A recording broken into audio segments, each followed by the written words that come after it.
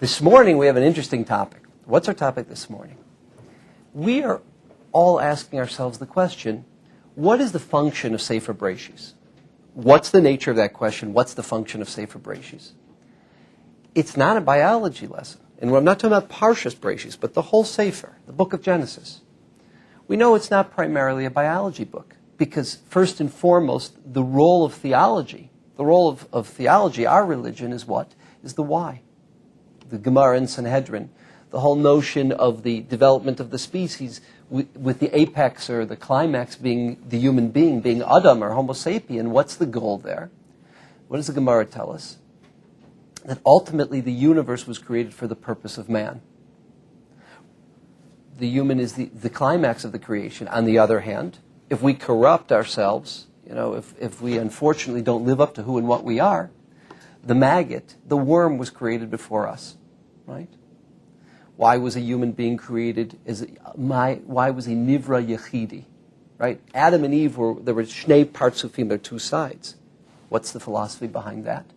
That from one human being is a universe created. The value, kol ha-mekayim nefesh achas. There are certain philosophical points that we learn.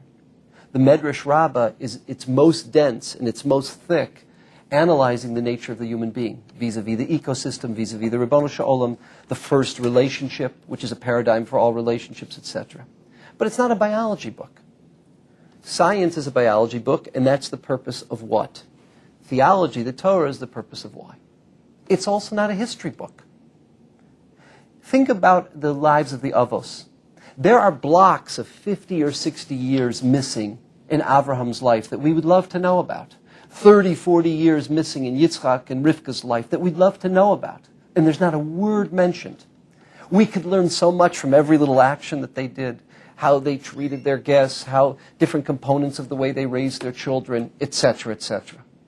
How come there's nothing mentioned? If it was a biography of the Avos, we wouldn't have the gaps of 30, 40 years. If it was a biography, we'd have much more discourse, dialogue, etc. None of that's there. It's not a history book. Yes, you can derive certain biographical notions, you can derive certain historical notions, you can derive certain biological notions, but they're derech agav. It's not the primary purpose. It does not seem that Sefer Bereishis is halacha sefer. Anyone who's got the Sefer HaChinuch knows that of the Taryag mitzvahs, of the 613 categories, only 3 of the mitzvahs are there in Sefer Bereishis. And we know the famous Torah concept that what? Nitna Torah nischad shehalacha. Why do we observe bris milah? Why do we refrain from partaking of the sciatic nerve, the gid hanasheh? Not because it was given to Yaakov, not because bris milah was given to Avraham, because it was part of the covenant at Sinai. So it's not a halachic work. If it's not biological, if it's not biographical, if it's not historical, if it's not a halachic work, what's the nature of Sefer Bereishis? In the theory we're going to develop today, with about 7 different examples, is the thesis that the Ramban did not create, but that he made famous. That the Ramban gave us from his time on. This has been, so to speak, the tool that we've used to work our way through Sefer Bereishis. The Ramban quoted 2 midrashim, a famous Midrash Rabbah and a famous Midrash Tanchuma. The Midrash Tanchuma is in Parshas Lech Lecha, Medrash Tes. Kol ma she'ira la'Avraham, ira levanav. All that happened to Abraham happened to his children. What does that mean? And the Medrash Rabbah is Tzei uchvosh es haderech lifnei vanecha. Go and conquer the path. Go and, so to speak, be a trendsetter. Lay out the path for your children. That is Bereishis Rabbah, Parsha Mem in its Sif Vav. What does that mean? So the Ramban took those 2 terms and he articulated it in 4 words. Maybe one of the most famous 4-word phrases that we have in Judaism, for sure the most famous 4-word phrase that we have in Sefer Bereishis. Ma'aseh avos siman labanim. Ma'aseh avos siman labanim. What does that mean? The actions, so to speak, of our progenitors, of our 3 fathers, of our 4 foremothers, and of their children and family, the events, the times, the actions, not of their life, but that are recorded in the Torah. I mean, after all, if this was a biographical work, if this was a Sefer Musar, if this was a, so to speak, historical work, I don't think we'd be studying stories about the wells, somewhere in the Negev desert. They were digging up wells and they were sealing up wells. I don't think that would be part of it. But yet that's recorded in the Torah. What is that? Maaseh Avos, those events are a signpost for the children, for the progeny, meaning for who? For you and I, for the destiny of the Jewish people. If we could say it differently, how many of us have seen a blueprint? An engineer or an architectural blueprint. Sefer Bereishis is the architectural blueprint for the course of the destiny of humanity. Sefer Bereishis, Maaseh Avos, those events that are recorded were specifically recorded by the Almighty. Why? Because they serve as a blueprint, an architectural blueprint, Maaseh Avos, Siman Labanim. And when we look at Sefer Bereishis, we get an insight into the issues that we will confront as a people, the issues that will shape the destiny of our people and the destiny of our people as we relate to the rest of humanity. And we're going to get into very specific, concrete examples throughout the Sefer. Now, before we start, there's one question that everyone asks on the Ramban and the two Midrashim, the Medrash Tanchuma, Mashi Ira Avram, Ira Levanov, and the Medrash Rabbah that we quoted, Seyuch Voshes Haderech. What's the question? What happens to free will? Why? Because this event happened to Avram and Sarah, so now we're condemned either for the positive or for the negative. It's going to befall us. I mean, let's give a simple example. The tension that existed between Yishmael and Yitzchak as to who would be the successor of the ethical monotheistic community, who ultimately would take the legacy and destiny, the ethical moral component of it, the theological philosophical. Would it be through Yishmael? Would it be through Yitzchak? I.e., would it be through Arabia, the Arab world? Would it be through Yitzchak, the Jewish world? I.e., what is the true destiny of the ethical monotheistic community? Is it Islam that emerges from the Arab world, that emerges from Yishmael? Is it Judaism that emerges from Yitzchak? You want to use another example of that? The whole issue of the tension between Esav and Yaakov. Who is going to be, ultimately, who's going to be the Mamale Makom of that destiny, of that vision, of the one that will create the community that transforms, that defines what a human being is and how a human being should conduct himself? Will it be through Esav? And who are Esav's descendants? And we'll talk about this later. Ultimately, they settle where? In Rome. What is the Roman Empire? The great adversary, the great animosity that exists between Rome and between Judea. What is, so to speak, what is the Mamale Makom of Rome? Rome, as you know, breaks up into two parts. We'll call it, Roman Catholicism, the western part of the Roman Empire, defined as Christianity, and the eastern part of the Roman Empire, Byzantium, Eastern Orthodoxy. But Christianity, whether it's Eastern Christianity or Western Christianity. Who is Yaakov? Yet we're called Beth Jacob, the Beis Yaakov, the Bnei Yisrael, the children of Israel. What is that? The tension that exists between Yaakov and Esav is to ultimately, who is the Mamale Makom? Who is the destiny and the legacy of Yitzchak and Rivka, of Avram and Sarah? Is it going to be Judaism? Is it going to be Christianity? That tension is set. Now comes the question, what happens to free will? The Jewish people were condemned to suffer under Rome, to suffer under the Spanish Inquisition, to suffer under the Auto de Fe in Portugal. The Jewish people were condemned to suffer a Holocaust. That we were condemned to lead a life where there would be animus between Christianity and Judaism? You understand the question? That's the question that everyone asks on the Ramban. If this is an architectural blueprint, Maaseh Avos Siman Labanim, then what happens to free will? I'm going to quote the Rav when he dealt with this, Rabbi Soloveitchik.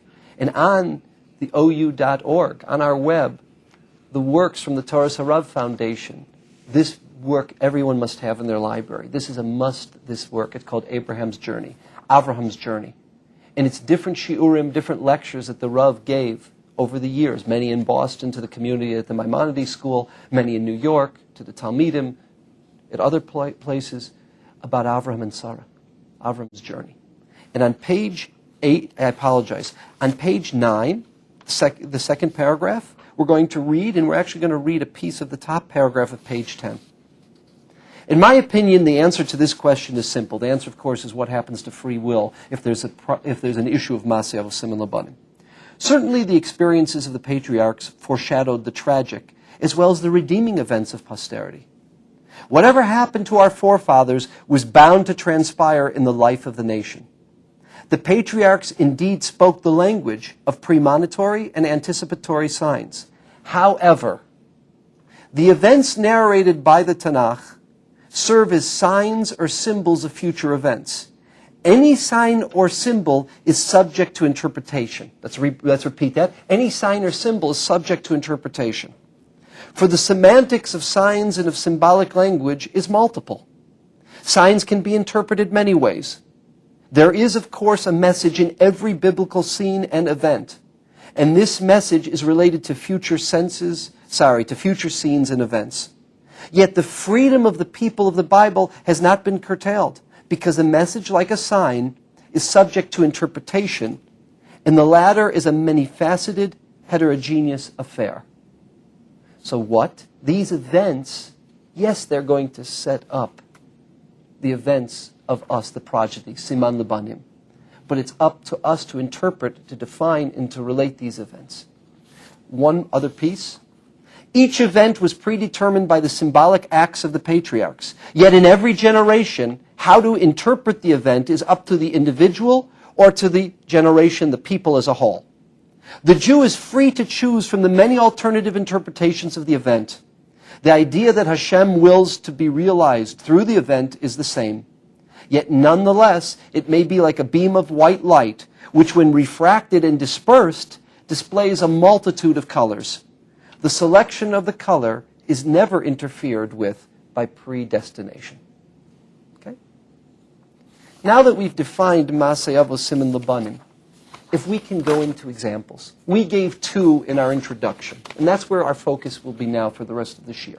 Fascinating, fascinating examples. And there are many more, but we're going to take some of the crucial ones throughout Sefer Bereishis, employing the Ramban's methodology. Many of these come from the Ramban himself. Many of these come from others. So 2 we spoke about. The tension between Yitzchak and Yishmael, which is the Arabs and the Jews, Islam, Judaism.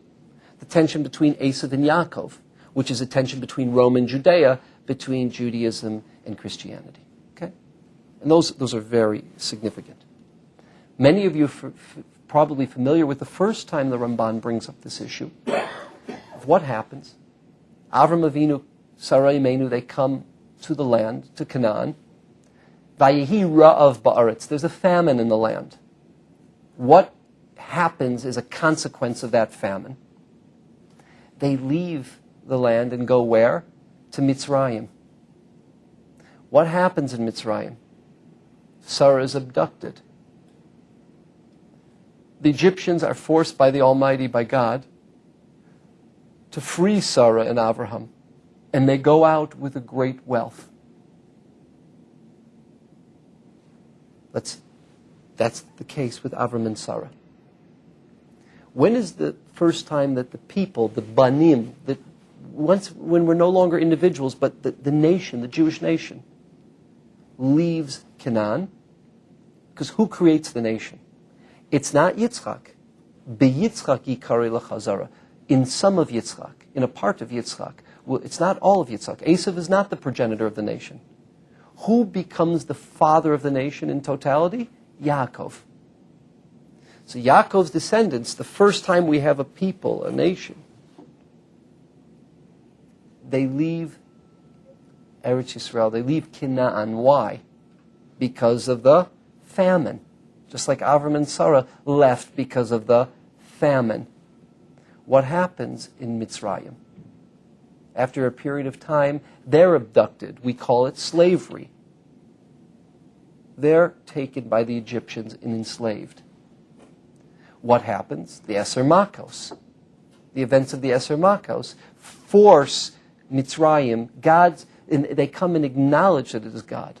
These primitive Egyptian pagans acknowledge it's the hand of the Ribono Shalom. The Yad Chazakah, the Zroa Netuya. Again, those are anthropomorphic terms, but so to speak, the providence of the Almighty drives them out. Vayetzu berchush gadol. They go out with great wealth. What happens to Avram and Sarah, the first time that anyone leaves the land, is what happens to the people. The first time the people, as a community, leaves the land. The 3 wells we spoke about. I mean, what is that doing in Sefer Bereishis? Of all the events of Yitzchak and Rivka's life, which get the least amount of press or time in the Torah of anyone, we have to learn about the wells. So what does the Ramban say the wells reflect? Well, we know this, and this is throughout Judaism. Mayim, on a physical level, is the basic sustenance. It's the basic necessity for us to live. Even more primary than the need for food is the need for hydration. On a spiritual level, on an intellectual level, what is Mayim? Mayim is always Torah, right? It's what a human being, what the Yetzer Tov, the intellect, needs to live off of. The knowledge of the Creator, the knowledge of the Ribono Shalom, the Torah.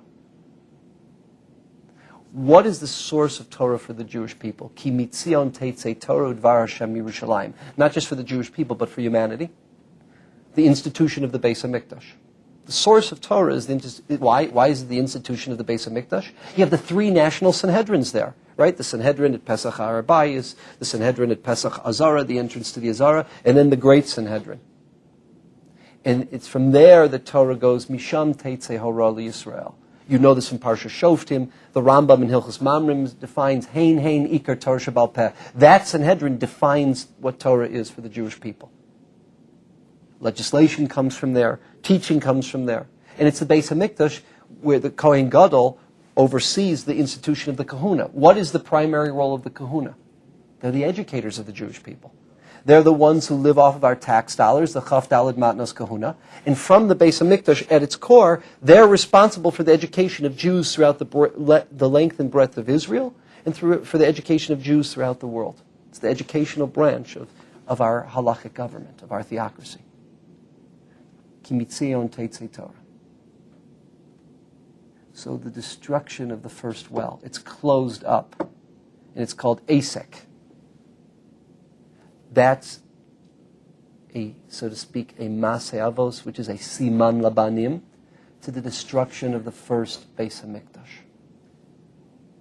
The second well, which is destroyed, which is closed up and sealed up, stopped up, that's the stopping the destruction of the second Beis HaMikdash. It's called Sitna. The third well, which is not called Asek or Sitna, animus, aggression. No, it's called Rechovot, like the modern city Rechovot. Breadth, meaning expanse. The third Beis HaMikdash, the first time you have an allusion to our tradition that the third Beis HaMikdash will never be destroyed, the third Beis HaMikdash will not be stopped up, but will be successful, will, so to speak from the word Rechovot, Rachav, right? Expand and have an impact on humanity, is what happens to the third well. It's successful. It's not destroyed. It's not stopped up.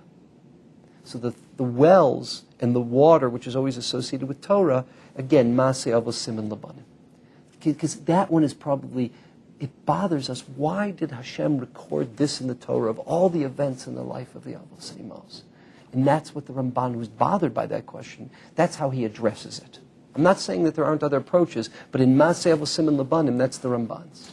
My question is similar to what you were bringing up before, is if that's what the 3 wells symbolize, then are we destined, were we destined to not, to destroy that second Beis HaMikdash?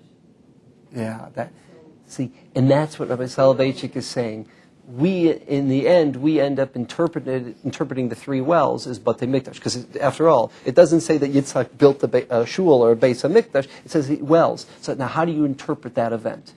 The way we've interpreted it historically, in the context of Maseh Avos Siman Labanim, in retrospect, is this idea. This is how we've used this event that was recorded for posterity's sake, for eternity's sake. That's how we've related to it or interpreted it. But it was more an Right. It was a prediction, but a prediction of what depends on how we interpret it. That's how the Rav understood the Ramban. Exactly. We did predict something. What it would predict would be how we would interpret it. The Ramban in Parshas Lech Lecha with the four kings. Who's Amraphel? Rashi tells us. Nimrod, Melech Bavel. Right? Who is, what's Elam? So Bavel's what? It's Iraq, Babylonia. Elam is Persia. Paras is Persia. The third is a symbol. Remember, I apologize, let me take a step back. What happened? Basically, you know how in business there's something known as an oligopoly? Well, you'll have 2 or 3 major players. A monopoly is where there's one that controls the whole industry. An oligopoly is where there's collusion between 2 or 3 major players. The civilized world, we'll call it Asia Minor, we'll call it the Middle East, the Persian Gulf, that part of the world that was civilized, was under the control of 4 powers. And they essentially had a pact. They divided up the spoils, they divided up the taxes. And as you know from Parshas Lech Lecha, what happened? Some of the feudal lords, one of them being Melech Sodom, the king of Sodom and Gomorrah, some of those feudal lords stopped paying taxes.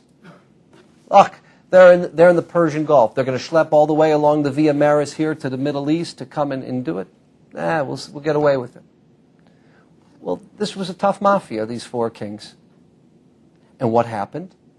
They took their legions, they took their armies from the Persian Gulf, and they came into the Middle East, and they conquered and defeated those who rebelled against them. Whether the rebellion was strictly in not paying taxes, which is how some Meforshim understand it, or whether it was more than that.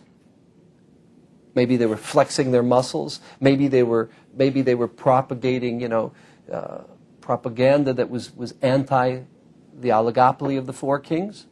But they came and they defeated them. And they controlled the world. And they controlled the Middle East. And they did what? They took as a POW Avraham's nephew Lot. His brother-in-law and his nephew Lot were taken as a POW to try to bring him into the fray. That was the bait that would hook Avraham. What happens? Yes, temporarily, the Middle East, temporarily, Avraham's influence is controlled, is dominated by who? These 4 kings. But what happens? Avram takes the 318 men. Rashi quotes it's Gematria Eliezer, right? Whether it was just Avram and Eliezer, whether it was 318 men, different Rishonim take different approaches.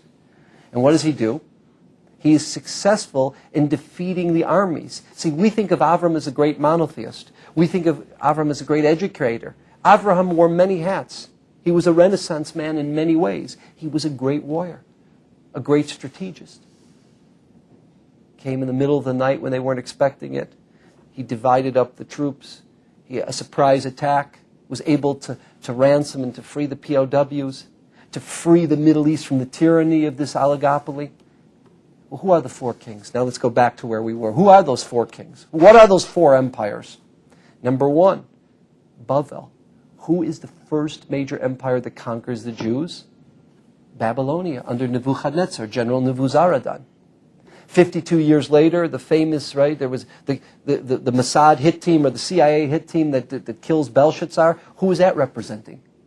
The Persian-Median alliance, right? They're Parasu Madai. We call that Iran. By the way, the antagonism and animosity that we had in modern times in the 1980s, the Iraqi-Iranian war, this is not a new war. This existed in the time of Sefer Daniel. This existed in the time of Tanakh, that animosity between Iraq and Iran. But however, in the time of Avram Avinu, they had an alliance. There was an alliance. 2 of the 4 kings were Iraq, Iran, Bavel, Paras. Who is the third? Represents Southern Europe. Well, who's the third empire that controlled the Jewish people? If Babylonia was the first empire that conquered us, destroyed the first base of Mikdash, who controlled the Babylonians? It was the Persians, as we said, correct? The Persians. That's the story of Achashverosh and Haman. That's the story of Koresh, of Daryavesh. Who defeats the Persians? Alexander the Great. That's right, the Greeks. Philip of Macedonia, the father of Alexander, he does the great act of doing what? Of unifying the 5 city-states of Greece. Once Greece is no longer it's no longer Macedonia and Troy and Athens. Now it becomes one country. His son Alexander goes and defeats the Persians, and that's how he conquers the world. That's the third of the 4 kings. Who defeats the Greeks? So who's the 4th group that conquers and suppresses and dominates the Jewish people, the Jewish homeland? Rome. Tidal Melech Goyim. Why is he called Melech Goyim, the king of the Goyim in Parshas Lech Lecha? Because what was Rome? Rome was a confederacy of different groups. It was a confederacy of different groups. That's what the Roman Empire is, according to the way the Ramban understands. So there were 4 different groups in history. And these 4 different groups, by the way, are not only alluded to in the 4 kings, but they're also alluded to in Sefer Daniel. These are the 4 groups that suppress, that dominate the Banim. What happens, though, at the end of history? So let's just review our history. First, we were controlled by the Babylonians. Then the Babylonians were defeated by the Persians. We were under Persian control, right? Because even after Mordechai and Esther, in the story of Ezra and Nehemiah, we still were a vassal state. We were still under the influence. We were part and parcel of the Persian Empire. We had semi-autonomy, but not total autonomy. Then when the Greeks when Alexander defeats Persia, first we're under what? The Ptolemies, right? Because after Alexander dies, there's a whole debate. Did he have an epileptic fit and choke on his tongue, or was he poisoned by one of his generals? We're not sure, right? Brad Pitt movie had one girsa. Other historians have a different girsa as to what happened exactly. Machlokas, a poskim, right? But what happened? Then the empire was split up into 3. The Greco-Egyptian Empire, the Greco-Syrian Empire, and Greece itself, southern Europe. We were first under the Ptolemies, under the Greco-Egyptians, under Alexandrian control. Then we were under what we call the Yavanim, or the Greco-Syrians. That's the story of Hanukkah, the Seleucidian control. Who defeats them? Who defeats Greece? Rome. We were under Roman control. What happens when Rome is defeated? Rome breaks up, and Rome becomes the 2 Christian empires we referred to before. The Jewish people have been under the dominance of Christianity, whether it's the Western Christian world or whether it's the Eastern Christian world, whether it's Byzantium, who controlled Israel, right, after the Romans, the Byzantine Empire, which is a Christian empire, or whether it is in our exile, for the most part, which was under Christian countries. Because remember, today Sephardic Jews are primarily what? Are under Islamic control. But who were the original Sephardim? Why did they go to Islamic lands? Because of what happened, the events leading up to the expulsion of Spanish Jewry. Whether it was Sfarad or whether it was Ashkenaz, the Jews were primarily under Christian control and dominance. What happens at the end of the events of the war? Who in the end is the victor? Who emancipates? Who redeems? Avraham. The Ramban says that's the story of Jewish history. These are the nevuot that we hear from Yeshaya Hanavi. That in the end we will overthrow the dominance of the 4 nations, of the 4 kings, of the 4 powers. And ultimately the Jewish people, Avraham will be the victor. Avraham will be independent. What Avraham stands for will define humanity. And we all know what happened. Almost like in our times, and I'm using this strictly as an analogy, not as part of the shir. Look at what the world said just for a few brief moments after the 6-Day War. That's what happened after Avraham defeated the 4 kings. All of a sudden, these closet monotheists, who were afraid to stick their head out, right? Malki Tzedek Melech Shalom, no one ever heard about him. All of a sudden, he comes forward. The world comes to do what? To acknowledge Avraham. Baruch Avram Lekel Elyon. The world comes to acknowledge him for a short period in time. But what we're saying is that Ma'aseh V'Siman Labanim, in the future, that will be the end of days. When ultimately, Kimala Ha'aretz Deos Hashem, all of humanity will acknowledge that the truth that Avraham taught is the real truth. That the God of Avraham is the real God. That the ethics of Avraham is how a human being should lead his life. Let's go on. This comes from Rav Aaron Kahn Shlita. Famous wrestling match. This one is fascinating. Parshas Vayishlach.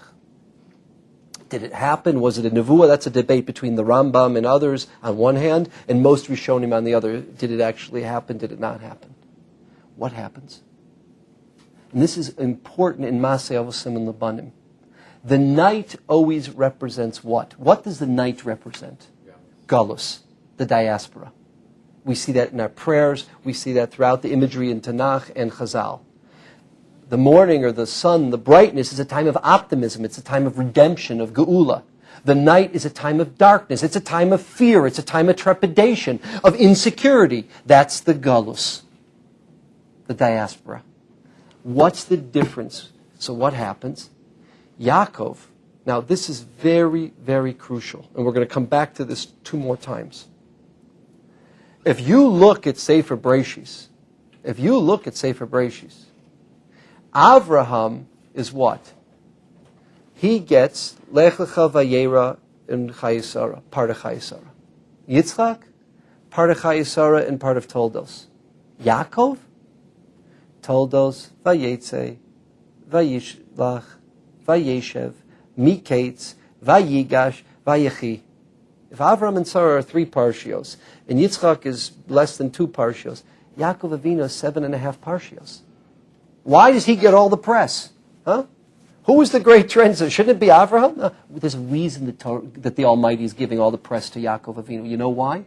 Because if you look at Jewish history, most of Jewish history is not in Israel. It's a galus, it's a diaspora experience. Yaakov is the Av of galus, because the period in the time that the Torah spends on Yaakov Avinu is where? In Syria, Turkey, under Lavan, and in Mitzrayim, under Paro. It's the experience of the Jewish people in exile. Yaakov is the Av of the galus. Go back to the wrestling match now. There's a wrestling match that takes place through the long, dark night. The long, dark night is symbolic of the galus. Yaakov is alone. The Jew is alone in exile. Look, we see it today. Even though, thank God, we have the land of Israel today, this is an exile period. In our historical state, this is a period of galus. Okay? The Har HaBayis, right? A couple of Jews want to go up and they want to go around the corner and maybe try to say a couple Tehillim, and they're going to make a new intifada, a new war. The Israeli police, they found huge, these barrels full of rocks that were going to be used against our people for when they went for Birkas Kohanim, first day Chol HaMoed. If it wasn't for the fact that the Israeli police, in a very smart way, they said no, only over the age of 50. They were preparing a riot. They were preparing another intifada. We know what happened in the year 2000. This is the Makom HaMikdash. This is our land. This is our place. This is still a galus existence. In fact, if anything, you get so close. You get to the Kosel HaMaravi. You go in the temple tunnels, and then you're to the place which is mechuvan to the Kodesh Kodashim. And you're there. You can't go on the other side of the wall. And what do you hear preached on the other side of the wall? Animosity, venom against us. It's still galus. It's the best galus we've ever had, that we have our land back. Thank God that people can learn Torah in our holy land. But we haven't made it yet. And that experience, okay, that experience of the long, long exile, that's the story of Yaakov. And we're alone. Look at little Israel in the United Nations.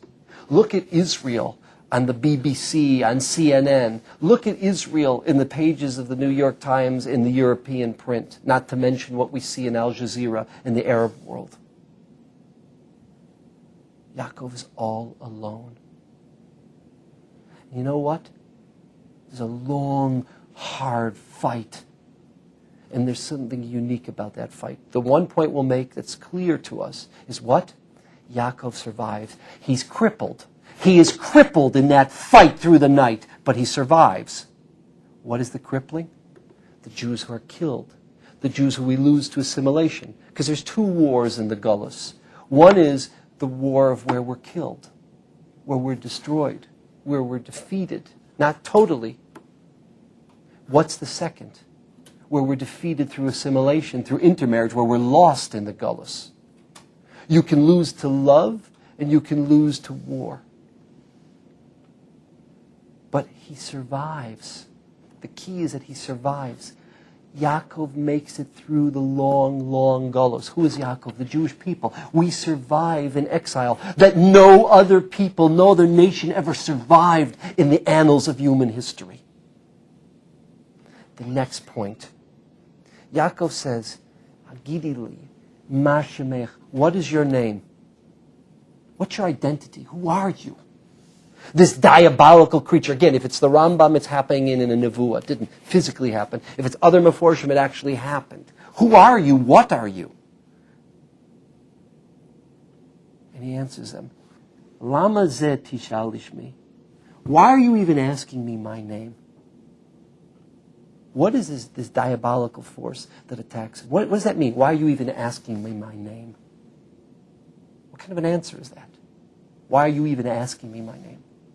Because what was this diabolical creature that was attacking Yaakov? He says, I don't have a particular identity. After the Christian reconquest of Spain for those 230 years, you know who I am? I'm Christian Spain. I'm the Frederican and Dominican monks. In the 1930s and 40s, I'm the Nazis with the Lithuanian, Ukrainian, and Polish Catholic partners who wiped out 6 million of you. In the 21st century, I'm radical Islam, components of the Shia, components of the Sunni. I am Hamas, I am Hezbollah, I am the Palestinians, I am the Iranians, I am the Syrians. In 1648 through 1653, I'm the Ukrainians with their Tartar mercenaries. Lama zeh tishal lishmi? And in the 20th century, in the early 21st century, I'm the assimilation in the intermarriage of Western civilization. Shuvi shuvi Yashulamis. So why are you even asking me my identity? It changes. It has different manifestations at different times in history. But there's one common denominator. This is the struggle of the long night, the long, dark, dense night of the Gullus. That is the Ma'aseh Avos Siman Lebanim, says Rav Aaron Kahn Shlita.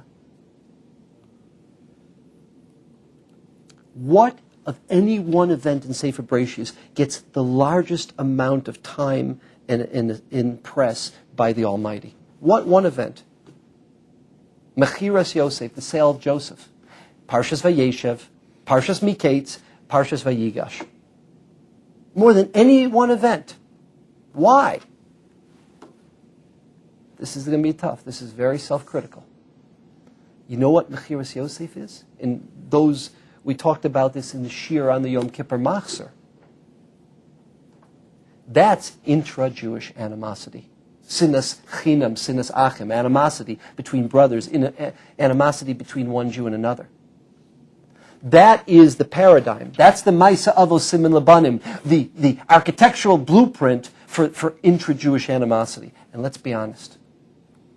Probably, and you can disagree with this, I'm not saying that this is correct, this is an opinion, but probably the greatest challenge that we have faced in our history has not been Christianity, has not been Islam, it has not been this one, the Romans, the Greeks, and they've been horrific enemies that no one else has survived. Maybe survived in the short run, but not survived the annals of history after having dealt with these empires. But more than all of that, a challenge that far surpasses all of that has been us. Who's the one that coined the phrase, I have met the enemy and it is I? Poco. The Jewish people. Let's look at the machlokas we ripped apart, right? Malchei Yehuda, Malchei Yisrael. And there were wars between Jews and Jews. Animosity that we have today. Today is nothing. Right? Think about Pilegesh Begiva, the war between Matei Binyamin, the tribe of Benjamin, and the rest of the Jews in Sefer Shoftim. Think about the events that we've had in Europe. I mean, I've got to tell you, one thing that came out of the Churban, of the Shoah, is that Jews marry Jews in Israel and in America. right? Think about it. Would a German marry an Ostjuden, a Jew from Eastern Europe? Self-respecting Litvak marry a Galiciana? Would they marry a Hungarian? Would a Hungarian marry a Marmarusian? And it's true in the Moroccan world. Would a Chalabi, an Aleppo Syrian, marry a Damascus Syrian? It's true. It was true in Iran. Would a Teherani marry a Shirazi? Intra-Jewish animosity. And these are the subtle forms of it. You look at the different Jewish political groups that existed after Poland became a country, after World War I. In the battles, because these were actually seats in the Sen, in the Polish Congress. We look in the religious world, we look the religious vis-a-vis in the non-religious world, we look at the Jewish left, the Jewish right. And again, today it's not pleasant, it's not good, but it takes a much more subtle form than it's taken in our history. This has been possibly our greatest challenge, is intra-Jewish animosity. And that doesn't mean we should be monolithic. No one's saying that. It's saying that the animosity has to stop when it comes to the philosophy. Philosophy you can disagree about. Politics you can disagree about. But when it becomes sinas achim and sinas chinam, and the model for that is Mechiras Yosef. And that, of course, is the famous medrash that we study on Eila Eskara during the Musaf of Yom Kippur.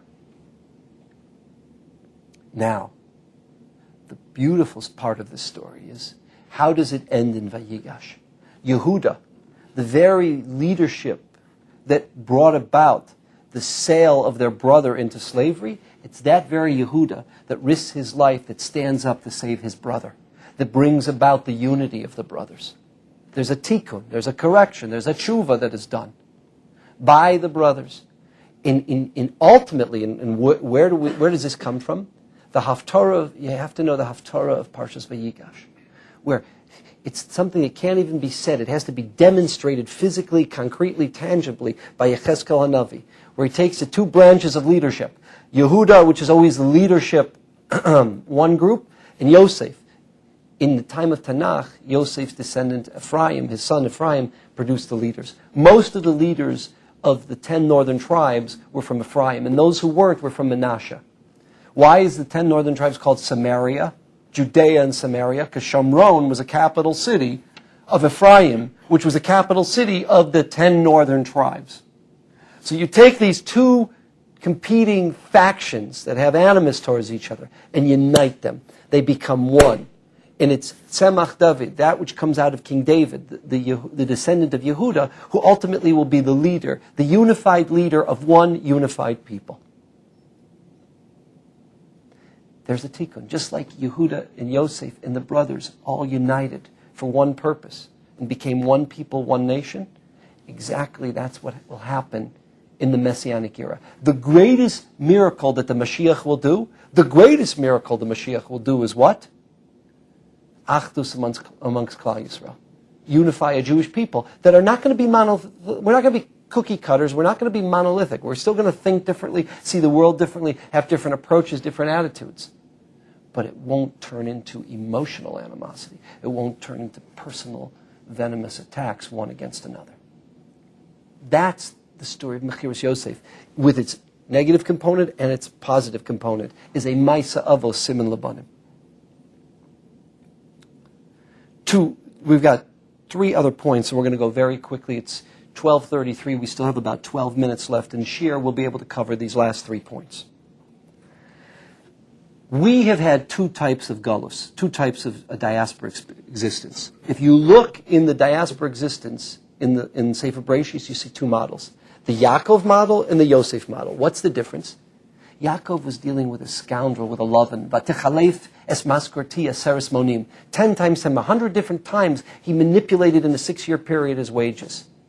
You have to keep your integrity. You have to function when they're backstabbing you, when they're cheating you, when they're swindling you, when you're under their control. That's one model.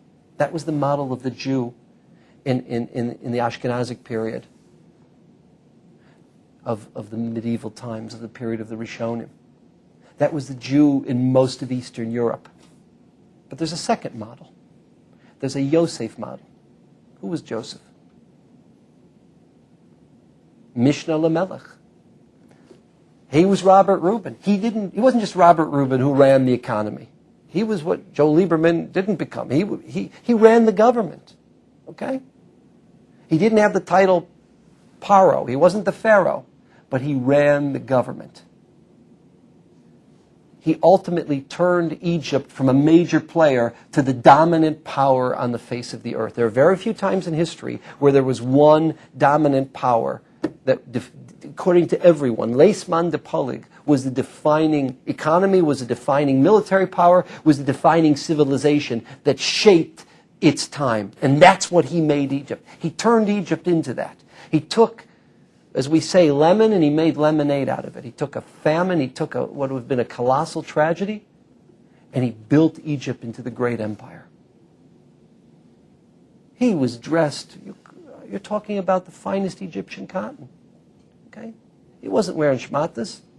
He was wearing Zenya. I don't mean that literally. He was wearing Zenya. He was wearing Zenya and Armani. Okay? This was different than Yaakov Avinu. This was not Yaakov who's being backstabbed, swindled, etc. The Yosef model is the American Gullus model, where we have multiple senators, multiple congressional leaders, where we have an influence in the media, we have influence on Wall Street, we have an influence on Main Street in law, in medicine, in science, in telecommunications. We have an influence in the high-tech world, in research. It's a very, very different model than Eastern Europe. And each has tremendous challenges, but the challenges are very different. They're each extremely different challenges.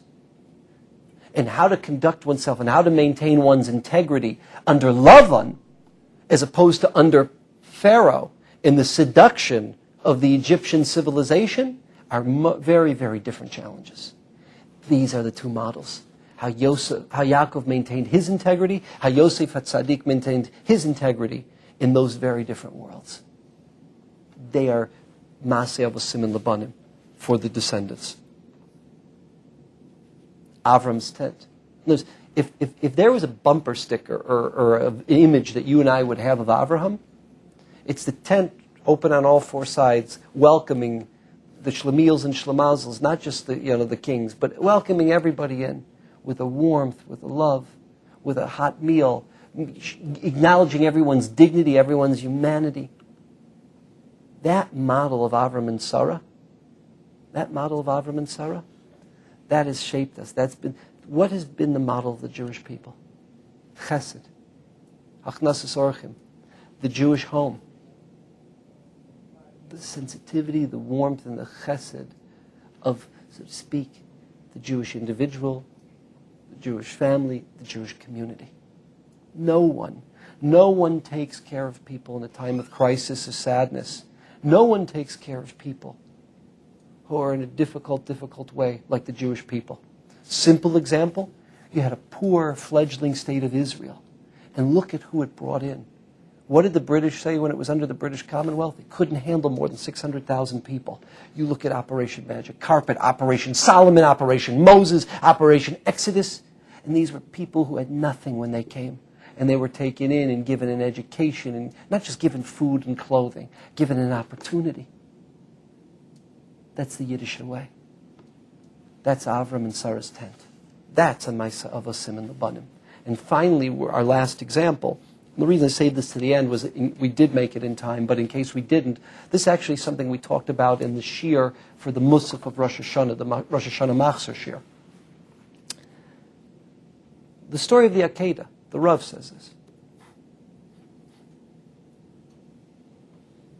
Avram is willing to sacrifice. His whole life he's waited for a child. He's waited for a future. Lot did not turn out. Ishmael didn't turn out. He's waited for a chance to continue everything that he and Sarah have dedicated their life to. And on a personal level, a child. And now he's asked to sacrifice something more precious than his own life, and that is the life of his child.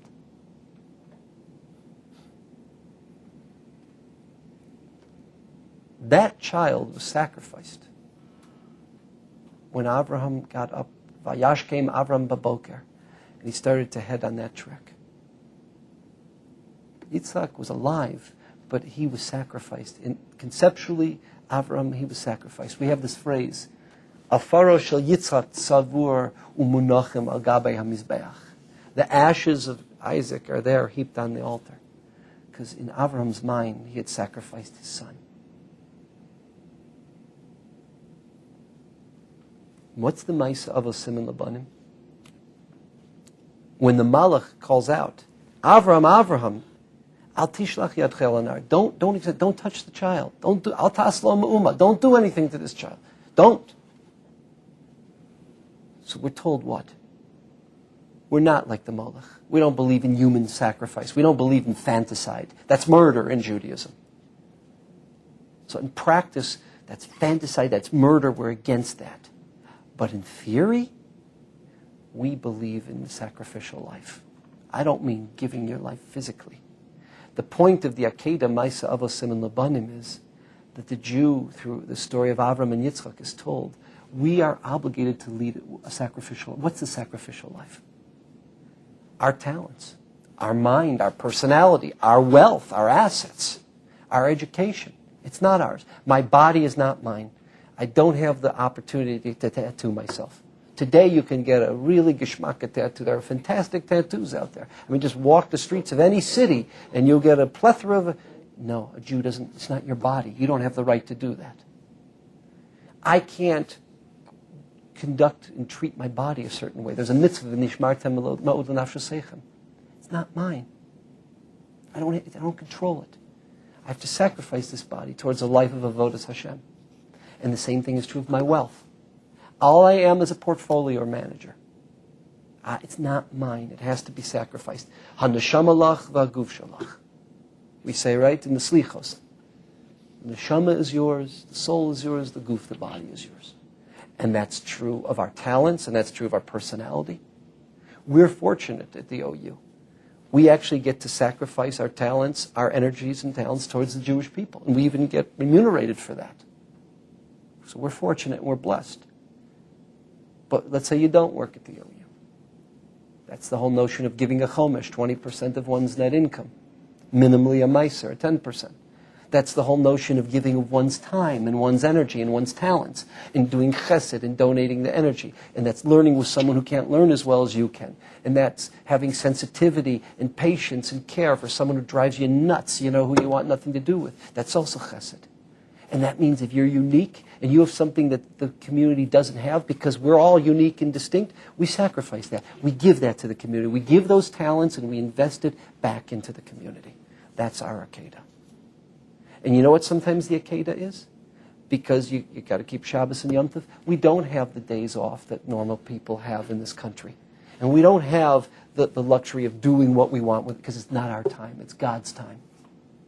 And an Akedah is that because I need to live in a certain community, there's a tremendous tax. And I'm not going to be able to save. And I'm not going to be able to have the vacations or the second home. Because if I live somewhere else, I could live, and if I live like a normal American, my cost would be about 40% at most of what I'm spending. There's an Orthodox tax, there's a Jewish tax.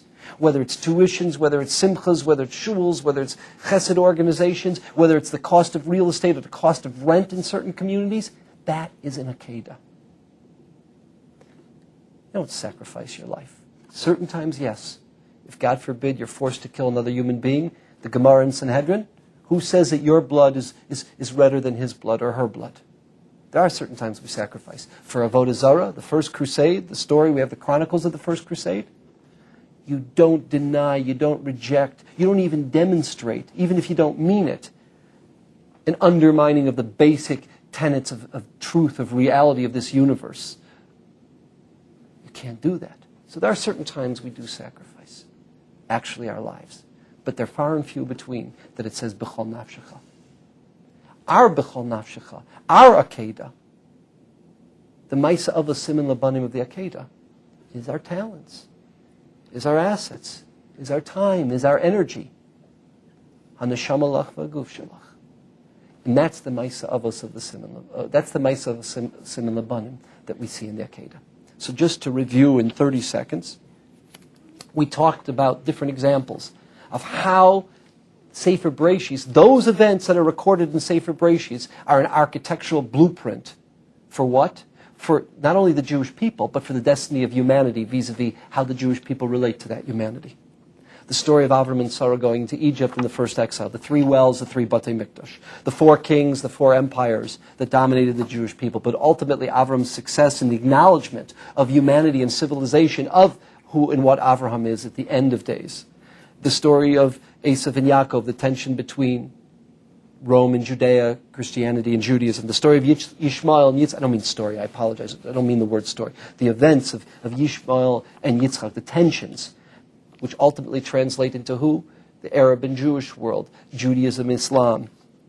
Yaakov, the wrestling match. Yaakov gets one of the most press because it's the story of the Jew throughout the Gullus. We're the base Yaakov, the Bnei Yisrael. The whole wrestling match. The notion of coming out crippled but yet surviving. The notion of who is the identity of the attacker, of this diabolical force. It doesn't have an identity because it changes throughout the millennia, throughout the centuries, throughout the decades. Joseph and the brothers, Mechiras Yosef, intra-Jewish animosity, possibly our greatest challenge. Yehuda and Yosef, which becomes the kingdom of Yehuda, the kingdom of Ephraim, or the kingdom of Shomron, right? The 2 leadership, but the struggle. Ultimately, the unity. Just like there was a unity of the brothers, there will be a unity of Am Yisrael. The 2 Gullus models, Yaakov and Lavan, which is a very, very different experience in the Gullus. That's the Eastern Europe, that's Ashkenaz in medieval times, versus the Yosef, which may have been the Sephardic world, at least under Islam, the first period, the golden age of Spain. It's for sure the case of the Gullus in America, in Canada, that we have today.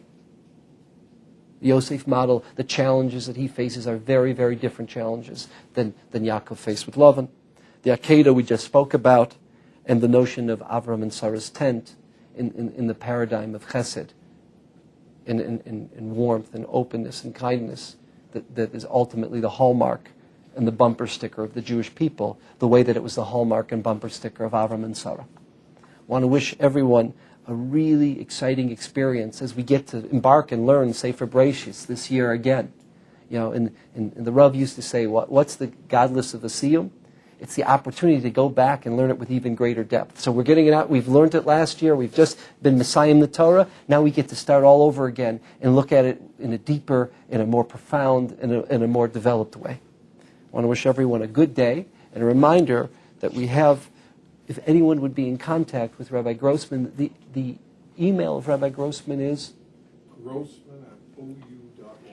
Grossman@ou.org. 2 S's, grossman@ou.org, for educational programs that take place here in the facilities at 11 Broadway, our international headquarters, as well as for opportunities to get DVDs, to get CDs, opportunities to see on the web multiple shiurim and multiple opportunities. And next week, there'll be a fascinating shiur from Rabbi Zucker on the theme of Birkas Hamazon, with sources, with analysis. You'll have a totally different notion of what benching is, a totally new insight after next week's shiur. Thank you.